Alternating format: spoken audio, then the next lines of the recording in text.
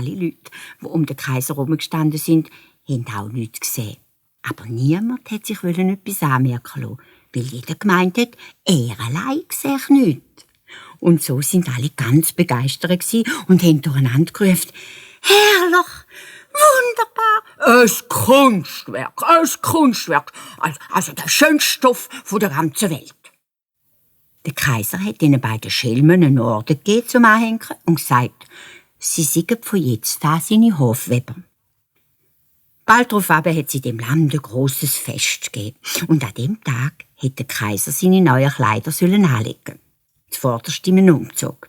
In der Nacht vor dem Fest haben die Schelmen 16 Lichter im Saal angezündet und geschafft wie wütig. Sie haben mit grossen Scheren in der Luft herumgeschnitten, haben mit Nadeln ohne Faden gebützt und zuletzt haben sie gesagt: «So, endlich! Jetzt sind wir mit den Kleidern fertig.» Am Morgen ist der Kaiser mit den nobelsten Hofleuten. Die Weber haben getan, wie wenn sie etwas in den Händen heben würden und haben gesagt: «Schauen Sie, das sind Pumphosen, und das ist die Weste und da ist der Mantel. Der ist so leicht wie ein Spinnenwuppel. Man spürt ihn gar nicht. Man könnte gerade meinen, man hat nichts an. Aber das ist ja gerade das Schöne dran, gell, Sie Majestät?»